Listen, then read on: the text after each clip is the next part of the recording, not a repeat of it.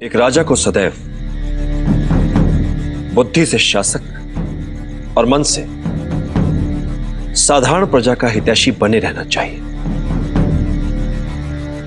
राजा वो व्यक्ति होता है जिसे बहुजन के हित में सामाजिक संतुलन बनाए रखने के लिए चुना जाता है।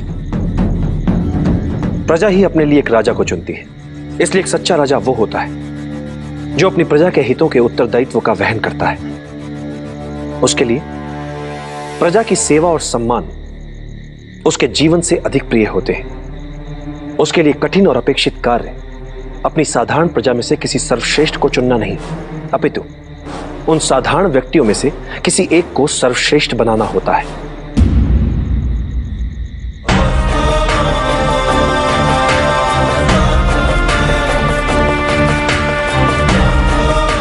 एक राजा के लिए सबसे बड़ी चुनौती होती है पूरे देश को सफलता और समृद्धि के महान लक्ष्य को प्राप्त करने के लिए न केवल उन्हें प्रेरित करे, अपितु प्रजा के लिए ही उन्हें प्राप्त करके भी दिखाए। एक राजा को उसकी सेना अमर नहीं बनाती और ना ही उसका धन वैभव। उसे अमर बनाते हैं उसके बनाए हुए मित्र, उसके किए हुए भले कार्य, उसकी अर्जित की हुई सद्भावना और सत्यनिष्ठा।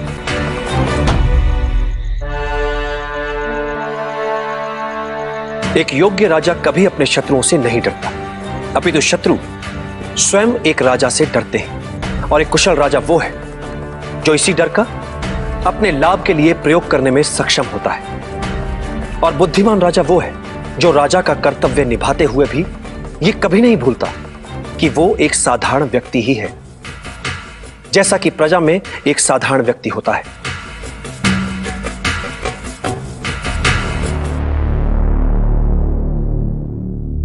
ये व्यवस्था ही है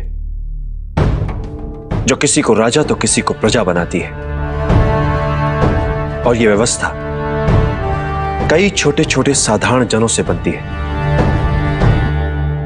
इसलिए राजा जो करे जो सोचे तो साधारण जनों के हित में। प्रजा का विश्वास और समर्थन एक साधारण राजा को असाधारण, शक्तिशाली और लोकप्रिय राजा बनाता है। और जब भी राज सिंहासन पर बैठो, एक बात सदैव याद रखो, जब तक बहुजन हिताय बहुजन सुखाय वाली नीति पर नहीं चलोगे, सिंहासन पर बने नहीं रह पाओगे। राज सिंहासन की शक्ति लोकहित में छिपी है। अन्याय और भ्रष्टाचार पर टिका राज्य नहीं चल सकता।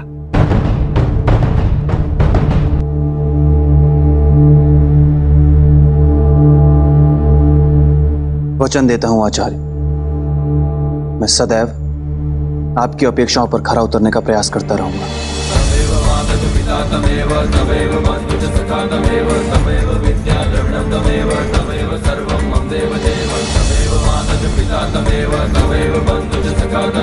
कल्याण हो।